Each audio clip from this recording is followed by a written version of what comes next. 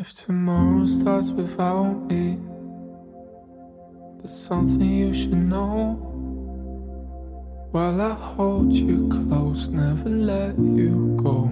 Hello and welcome to The Broken Pack, a podcast focused on giving adult survivors of sibling loss a platform to share their stories and to be heard, something that many sibling loss survivors state that they never have had. Sibling loss is misunderstood. The Broken Pack exists to change that and to support survivors. I'm your host, Dr. Angela Dean. In this episode, I had the pleasure of talking with Eddie about the loss of his brother, Richard, their relationship, and what it meant to lose him, as well as how that impacted his work, his life, and so much more. I hope that you enjoy this discussion. You never know, you just never know. Welcome. I was wondering if you could tell me a little bit about who you are, and we'll go from there. Cool. Well, I'm Eddie, and I am a psychotherapist in private practice here in Miami, Florida. I'm also married, just got married last year, and to my partner of almost 30 years, and we decided to get married. So we did that. I also have 2 kids, twin boys that just turned 33 yesterday. Yikes. And I also have 5 grandkids. So, and Umberto has 2 kids and 2 grandkids. So we have a total of 7 grandkids together. Super busy family. Super busy. We're a really large family on both sides. So, Yeah. Well, thank you for that. Before we talk about your loss, I'm wondering if you could tell me a little bit about Richard and what it was like growing up. And you have other siblings, so whatever you want to say about that. Yeah, we're 6 siblings, and I'm number 4 in order. And he was 1 year younger than me, so he was number 5. Out of all the siblings, it's interesting, right? Because in terms of perspective, I was going to say we're the closest, but we were the closest in having more in-depth conversations. He was closer to my brothers when it came to football and poker and that kind of stuff. Mm-hmm. I was the best man of his wedding when he got married. He was the godfather of my kids. So we were definitely close as we were growing up, and definitely for most of our adult life. Even though we didn't live in the same area, we still had a lot of conversation and talked a lot about life and all the things that siblings talk about. So it sounds like emotionally you were closer to him than your other siblings. Yeah, for sure. And then, so you recently got married, which I was so happy for you. But I was wondering what it was like to not have him there. It was a little weird.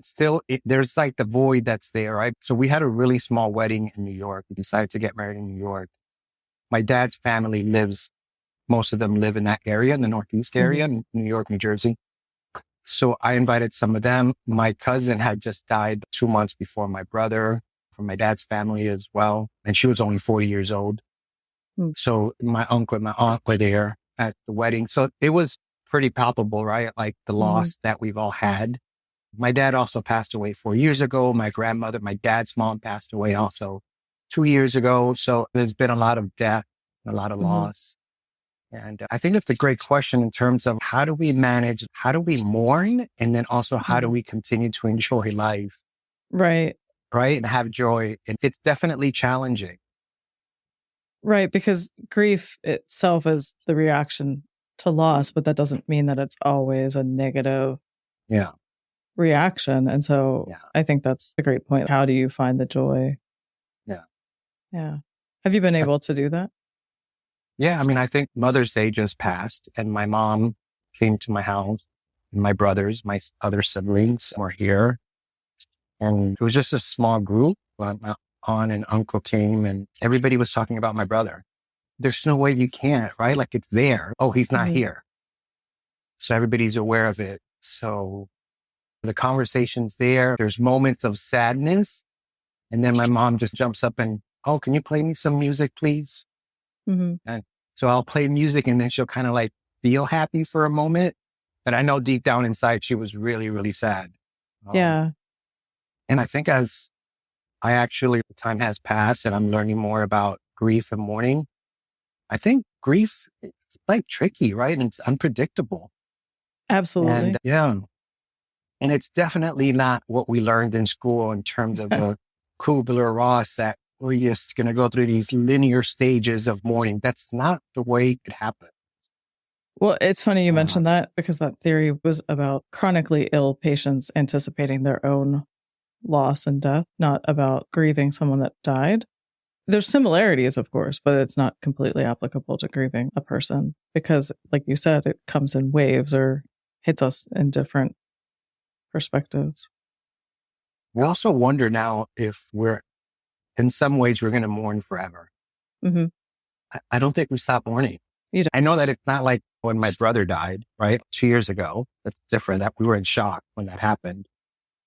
We're all in a different place, but I feel like the mourning is still there. Like those moments, like at Mother's Day, that Mhm. thread, like Yeah. you can feel it. It's palpable. It's there. Oh, this person is missing. He's not here. And Absolutely. it brings in the wave of emotions again. Right. Do you think it's more about learning to live with your grief than it is what our society tells us? You grieve and then you're done. I guess that's the difference between mourning and grieving. I'm not sure. Yeah, I don't believe what society tells us Yeah. about grieving or mourning. I think that's unrealistic. I think that's the way it is in our society. You lose someone, you're supposed to cry for a certain amount of days. Mhm. And then afterwards, you should just be okay and just continue to live your life and not feel Mhm. that again. And that to me is what is incongruent with what happens inside of me. So that's like my internal struggle with people telling me that when they talk about mourning or grieving, that it should be a certain way. That's not my experience and doesn't seem real. Well, I think the more that people are talking about grief, or at least the more that I've been learning about grief, that I think what you're saying is becoming the norm. So hopefully this will shift in who knows how long, but in the future, that people will understand that grief is ongoing. And I don't know if anybody's going to agree with this statement, but I also wonder, can loss ever be fully processed? I'm not sure. I think as humans these people, our siblings, we go through life together. We grew up, whether everybody gets married and goes off Mhm. and does their life, but there's something that's been there during a really critical time of our lives, our childhood. Mhm. But we have these experiences that we share. We Which, don't share with other people. So yeah. which you've had a lot of loss in the last few years. Yeah. And I think what makes sibling loss unique, not harder or easier or any of those things. I'm not comparing them, but I think what makes it unique is that we are supposed to, you were supposed to be there for the rest of your life, mostly with Richard until Yeah. he was older and he's not. I think there's the fantasy, right? Like your mom and dad are going to pass and then the older siblings are going to start dying. And eventually we know we know we're going to die, Mhm. but I don't know. There's like a fantasy, right? Like in our heads around the way it's going to happen or the way we want it to happen. Precisely. Yeah. And then life takes a turn and disrupts all of that. Well, it's an out of order loss, as it's called in Mhm. literature, right? Yeah. I want to ask you this question, but then I do want to hear the story of your loss Mhm. and where you are. But how did grieving and mourning that is obviously ongoing, how has that compared to what you learned or thought you knew as a therapist? I think one of the biggest learnings for me was that we can't do this by ourselves and we need other humans to bear witness and accompany us in this emotional journey Mhm. of loss and mourning. And I think that, I don't know if it's our profession, maybe, and also our culture around how mourning is a private, lonely experience. Mhm. Like we're supposed to do it and cry a certain way and then go home and cry at home. Almost feels a little bit like there's shame, like you Mhm. do it by yourself or you do it at home or you don't really put yourself out there that much. And I think what I've learned mostly is how I've reached out to like close friends and asked for support and talked about how I felt and talked about my feelings and where I was during that time. So I think that was the most helpful, and what I really like mostly, I guess in some way decided that I was going to handle this differently than the way I'm supposed to in terms of the norm. Hmm. Do you think there were cultural differences in what you expected from a traditional American perspective? That is true that people don't talk about loss. I shared this in my own story in various places that my culture growing up was different. Did you feel that way at all with your larger family? Well, absolutely. Richard's wife is American, white Mhm. American. So she was completely different, which that's part of also what happened after he died. It was different than what we were used to experiencing when someone passed.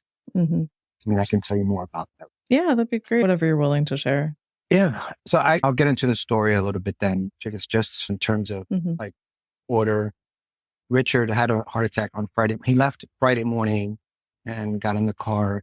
He's about maybe 5 minutes from I-95 here. And he got right on I-95 and called his wife right away that he thought he was having a heart attack and he Mhm. had pain in his chest, and he was getting off and calling 911, which he did. And fire rescue came and they took him to the hospital, and he was having a heart attack. That was Friday, and they wanted to do open heart surgery immediately. And they did. And he was in really, really critical condition. And he made it through Friday. Saturday, they had to go back in. They put some kind of impala, they call it. It's some kind of device or valve that they put into the arteries. And somehow it was bleeding. Mm. So Saturday, he went back into surgery, and he was in surgery for hours. It was like 9 o'clock and we still hadn't heard anything. And it was 2021. There was still COVID rules. We wanted to go to the hospital.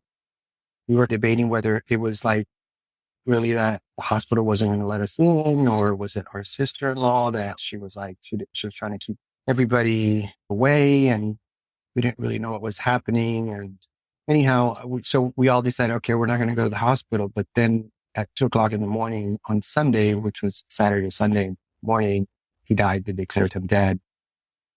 After the surgery, they said he was fine. He was going to recover. They sent them home.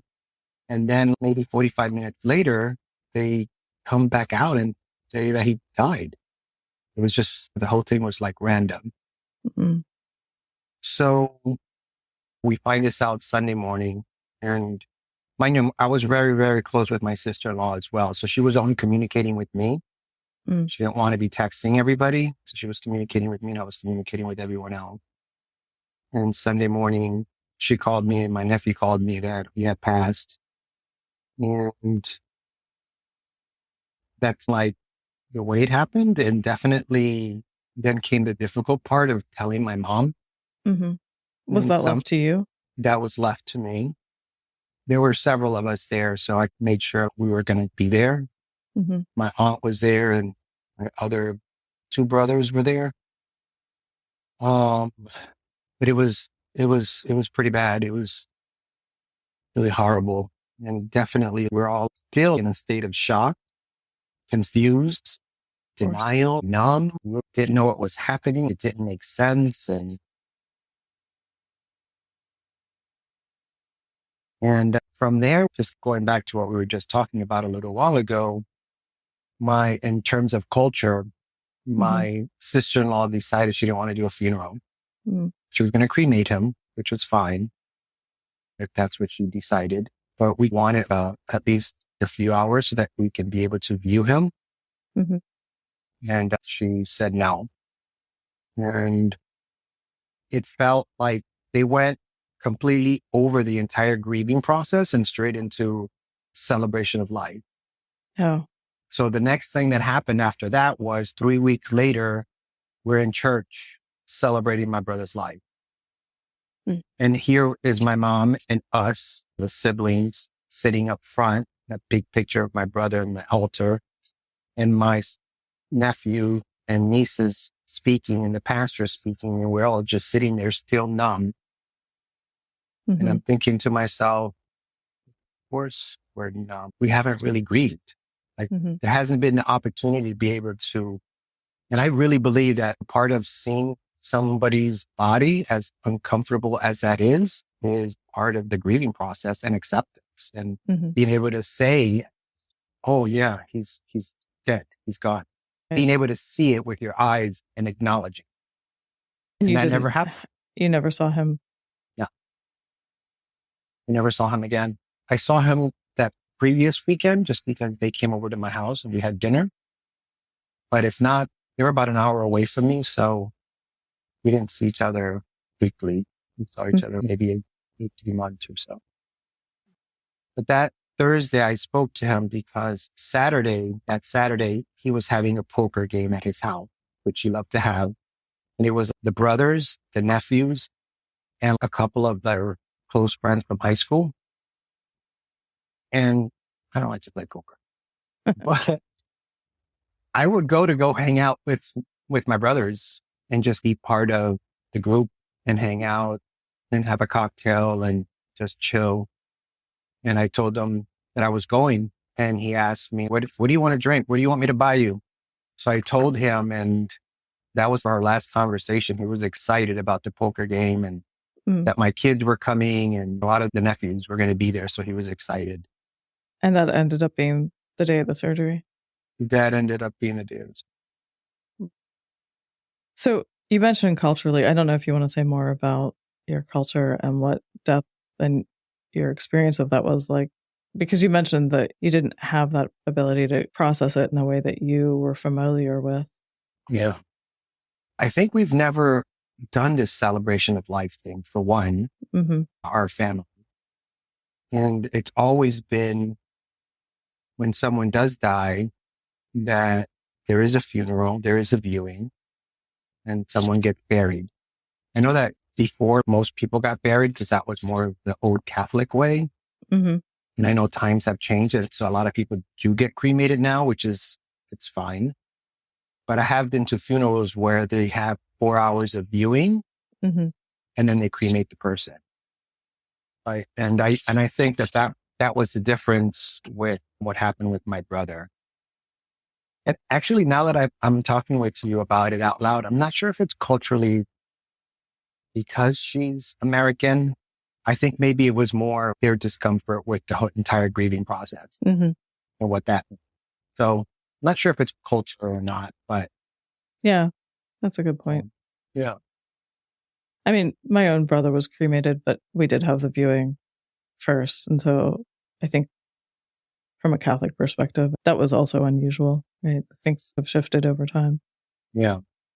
It's interesting because now like, Humberto's aunt just passed away and they're Catholic as well. So they had a small viewing and get cremated, but then get cremated and put into a mausoleum in the cemetery. So that kind of makes it okay for Catholics. Yeah. I'm not sure that I understand that, but okay. Yeah, no, I asked my mom about that actually, because that's what happened with my brother. The ashes have to stay on Catholic grounds or something. They believe that. Yeah. For whatever reason. But. Yeah. So you had that celebration of life 3 weeks after, and it didn't feel like a celebration. No, it didn't feel like a celebration. It was incongruent to where we were at and what we were feeling. And I think during this entire time, we're all going back and trying to make sense and trying to get information from her and trying to understand. And she completely disengaged from us and didn't really want too much conversation. The explanations were limited and we were confused. I mean, of course we knew he died, but what happened? What actually happened? Like, when did he get to the hospital? Why did it take so long for her to contact us? What happened in the hospital? What did they do? What was the procedure? We were all like, why can't we know these things? So we were all going back and forth dealing with all that. And I think what happened was, although my siblings were all frustrated, similarly like me, I was the only one that voiced it to her. And that didn't have a good outcome. You mentioned you were close to her before. Very close. We were very, very close. But we haven't spoken since Not since Richard died, but yes, 2 months after. That's hard So, too, yeah. because that's a secondary loss, right? Losing that Mm-hmm. relationship and all of the other relationships that you had there. Yeah. Hmm. How did you spend those 3 weeks waiting for this celebration? Extremely anxious. Me personally, yes. It was anxious. And then like I had a lot of anger, and I was frustrated. I was frustrated with my siblings because everybody wanted to play nice because they wanted to keep her on their good side. And I didn't want to. I was pissed. Actually, there was a part of me at some point I felt, I don't know that I even really want to go to this celebration of life. I'm not sure what this even means. I really did go because of my mom and my siblings. I know you mentioned you had support from friends. Was it in that immediate aftermath that you had Oh, support? oh yeah. Okay. Yeah. I called my friends immediately when it happened. I needed the support and I also needed to talk and flush this information out Mm-hmm. and not stay in my head. I think my concern was that I might be creating too many stories that are not true. So I wanted another mind to be with mind so that I can get feedback about what I was thinking. And Do you still have that kind of support? yeah, Good. yeah. I have a really strong, I've created that for myself here in Miami. And I really created a strong support, which I've never had in my life before. As a younger person, I never had that.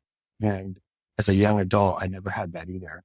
And I learned later in life that we can go through life without other people in our life, but I think life becomes a little bit harder. Mm-hmm. And then we suffer alone. And when we have people in our lives that we can share and talk about what we're feeling and thinking, it makes life really different. Mm-hmm. Spoken like a true therapist.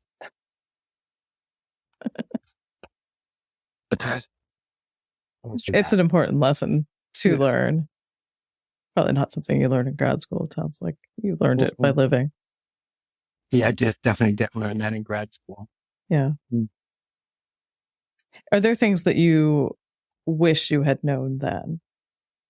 Or support that you wish you would have had that was different? It sounds like you had great support, but anything additional? I don't think so. For myself, I felt like I had plenty of support. I don't know about my sibling, Mm-hmm. but besides this, the support that I had, I think I've talked to you about this before in the past that I'm a co-facilitator at the Hero's Journey Summer Men's Intensive. And that happened right after the celebration of life. So even there, I was able to really cry and talk about what was happening inside of me, allow myself to breathe. Where in the celebration of life, it didn't feel like we were allowed to do that. There was no space for grieving. Because it was called a celebration. Right. It's a celebration of life, which means we're going to celebrate this person. Versus a funeral where you're permitted to cry. It's always been an interesting dynamic of words there. Yeah. Well, I thought a celebration of life was, let's say not now, 2 years later, a celebration of life would feel appropriate to me. Because we're talking about this person that died in their life and how they lived. And that sounds like a celebration of life. Are you able to do that now? Are you able to celebrate him? I think we've done it. I've done it mostly with the siblings or with my mom. And when we get together, we talk about him, we mention him, and we talk about certain moments. Richard was a feisty guy. He was, they used to call him in Spanish, they used to call him El Colorado, which means the red one. Because he used to get really angry when he was a boy and he would turn red. He was very, very fair skinned, so he would get really red. And it was like his trademark. And I think that level of anger propelled him to work really, really hard. He was a really hard worker. And when we were young, he told me, I'm going to be a millionaire. And he was when he died. He worked really, really hard and made a lot of money. And he was definitely he was Mr. Traditional for sure. Traditional guy. Him and Julie have been together since they were 15 or 16. So they were like high school sweethearts that got married, put together. Definitely a family man. Very frugal.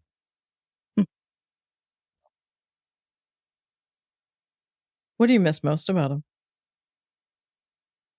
So if I called Richard, I'm picking up my phone so I can show you. Let's say if I called him and I have my phone like this and he picks up, he would go, he would go, hello. And you're on the phone. The hell? I'm like, Richard, do you realize that you yell? Can you just say hello? Oh, I'm sorry. I didn't realize it. It didn't matter, Angela. He would do it again and again. Do you think it was intentional? I don't think so. Cause I discussed it once with his wife and she's, he does that all the time. He does that to me and he does that to other people. So I think it was just like, he would just pick up the phone like that. Oh. It's interesting because so that's why you held the phone away from your ear. Of course. Some of our listeners couldn't see that, but you had the phone away from your ear so you wouldn't be deafened by his screaming. Exactly. My eardrum wouldn't explode. But I think that was one thing. I think the other thing was we had a way with just being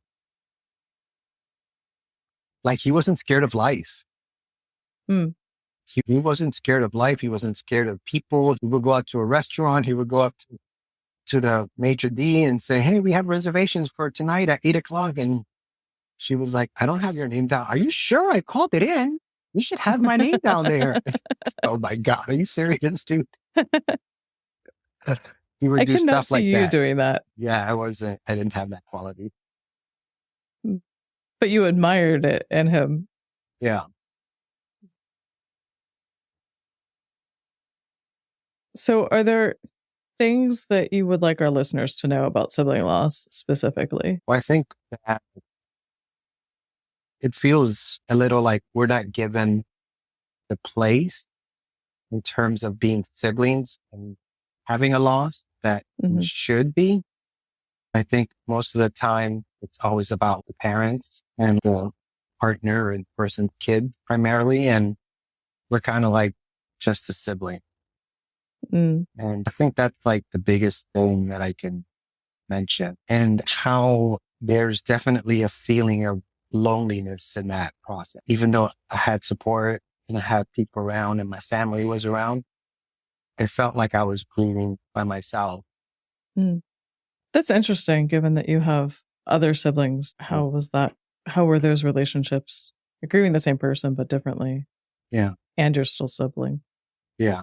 Well, definitely we're different in the way we all process, have dealt with everything that's happened. Clearly, I'm probably the one that expresses the most feelings out of the group. But yeah, it was hard. It's been hard for all of us. It's been really, really hard. I think the other thing also is like you mentioned earlier, and I just remember like, how do I honor or how do I still celebrate him? What I've done and what my brothers have done and my sisters, we've gone to places that he really loved, like restaurants that he really loved. And there's this place here that we used to go to often. Since we didn't live close, we would meet there. It's up in Fort Lauderdale, so it's a halfway point. And I remember going there with Humberto and we sat at the bar and I couldn't stop crying. It was great. So I think it's those things. Do those catch you off guard sometimes? Those connections? Well, I think the hard part is because we're not like supposed to be crying in public, right? Like, right? We're not supposed to do that. So we meaning humans, society or men exactly. or probably men and yeah, humans, and everybody's acting or going about life if they're happy every single moment. So we're not supposed to express negative emotions.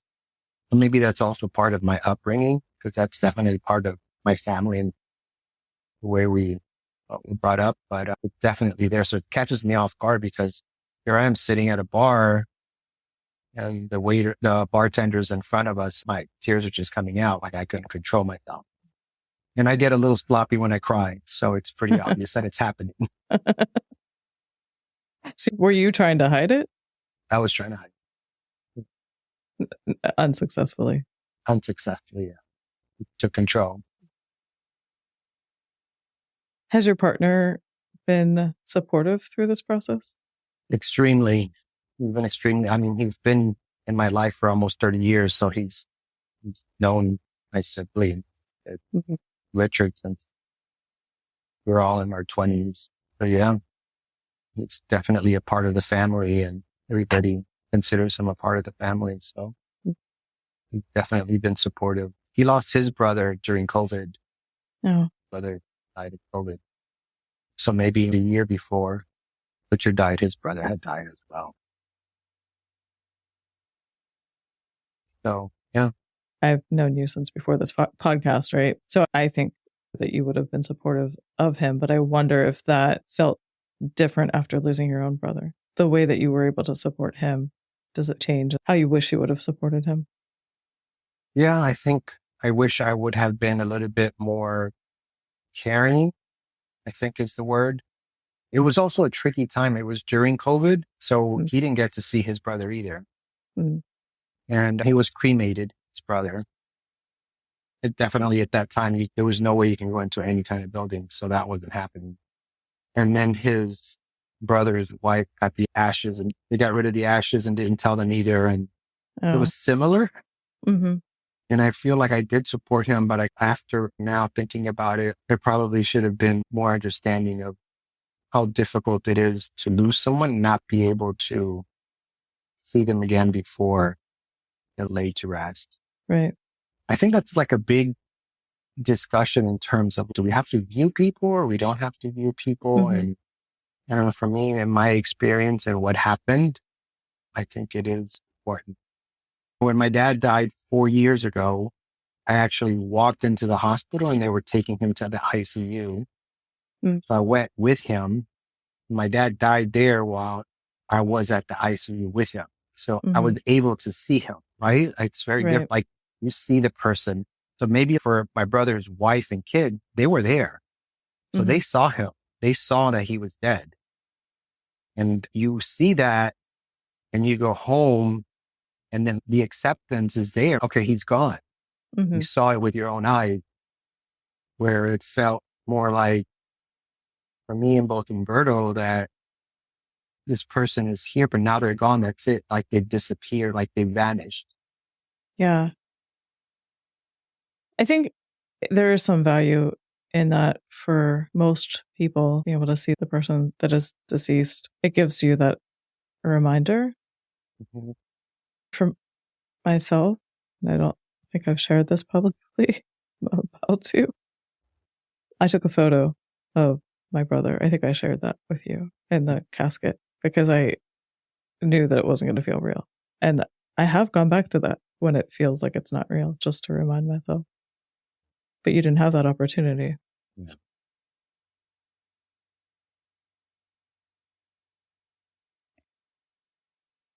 Is there anything else you'd like to share before I ask the last question that I have?